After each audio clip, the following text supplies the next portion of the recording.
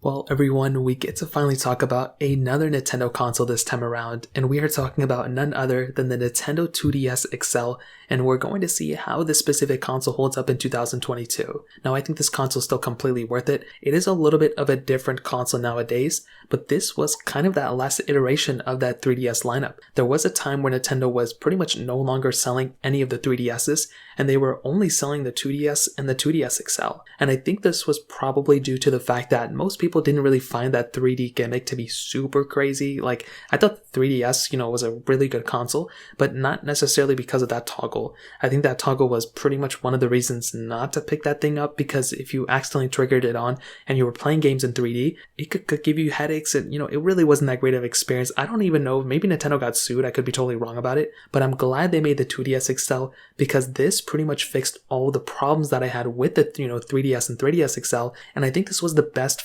looking console out of all those, although the 3DS XL, kind of look a little bit like this, but that 3DS with the, reflective material around it definitely looked a lot better than pretty much all the other consoles that I found. So if you want to go and pick this thing up, I don't even know if they're still sold on Amazon. I'll go ahead and check, but if not, you can get them on eBay. I'm sure you can get them all over the place online as well. And it's a solid console, I would say, to still pick up, if you are a collector or if you want to get a massive game library with your console. This is honestly a very decent option in my opinion. Now, starting off with the outside, this thing came out in 2017. It was announced in 2017. It was kind of sold throughout that year, and eventually in 2020 it got discontinued. So it didn't have the longest lifespan of all time. The standard 2DS had a much longer lifespan. But in the meantime,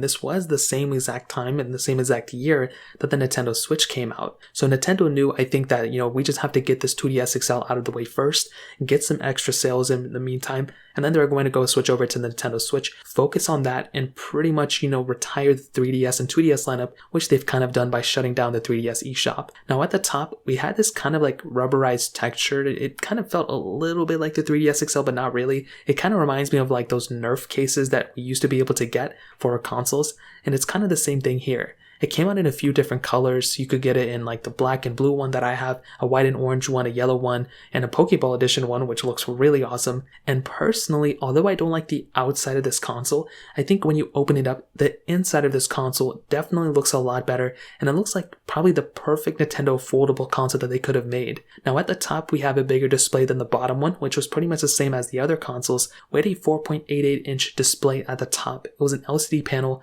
and although the resolution wasn't the craziest high, and it wasn't like the best looking panel, it was still a really decent touch in my opinion. At the bottom, we have a 4.18-inch panel, low resolution, smaller display, but again, totally makes sense in my opinion. Now, the price tag of this thing was $150. I don't think it was $150 when it first came out. It could have very well been. I know the Nintendo 2DS was $79.99, so this one being, about twice the price, I think is relatively decent, because this thing was a much better console than the 2DS. I like the 2DS, but this one pretty much fixed the unfoldiness of it, and it really brought a much better design, and it really was, I think, my preferred console out of the whole entire 3DS lineup. Now, you still have, the standard, control, you have the joystick, arrow keys, the D-pad, all that good stuff. But you also had that little button up top, which was kind of a nice touch. I think it was kind of cool. You had the power button as well, SD card slot, 3DS slot as well. And overall, when I look at this console, this is a very good console overall. It's definitely not perfect, but I think Nintendo did a great job with this console.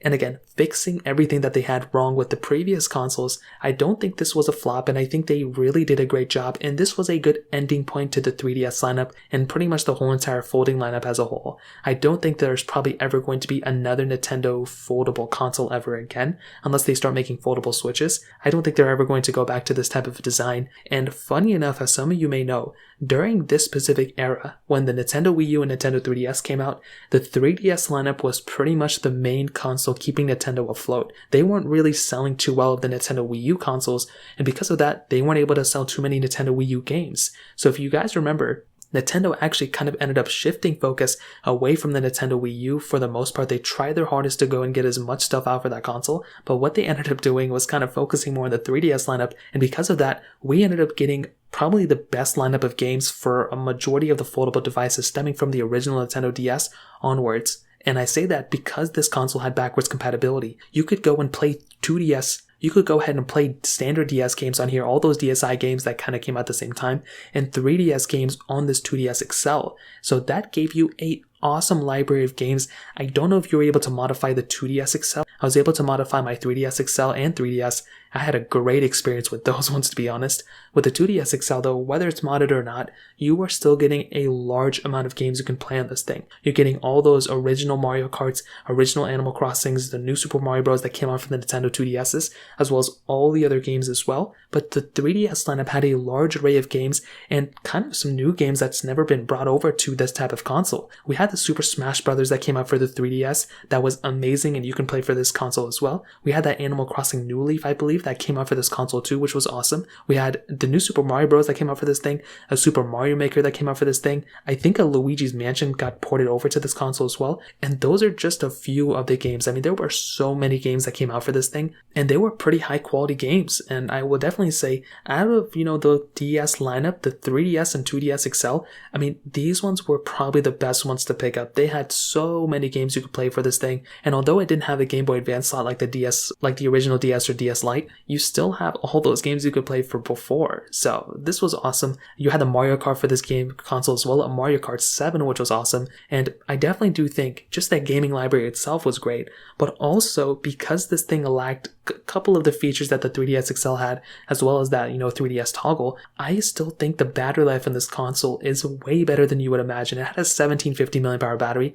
That is a lot of battery, that's a big battery size, to be honest, for this type of console. And you are still getting that, 3DS experience. You still have the 3DS home screen. You are getting pretty much the same as that console, just without that 3D toggle for the most part. And maybe a feature here and there kind of disabled. But I think with the 2DS XL in 2022, you have to kind of look at it this way. It came out in 2017, right? 5 years later, I think this console is still completely worth it. But it's only been 2 years since the thing was actually kind of discontinued. Since then, these things have been, going up in value in the used market, which is actually pretty interesting. I've been taking a kind of a close look at it, and it's very interesting that something like a 2DS XL is going up and up and up in the used market, just kind of like month after month. And I think since the pandemic and since Nintendo kind of stopped selling this thing, I think this console is at a very good spot where if you buy this thing today, I think it's only going to go up in value even more. Unlike something like the Nintendo Switch, where Nintendo's continue to make them, the 2DS XL, and it's pretty much gone. Nintendo's not making them anymore. You may be able to snag them in like a brand new price tag or something like that,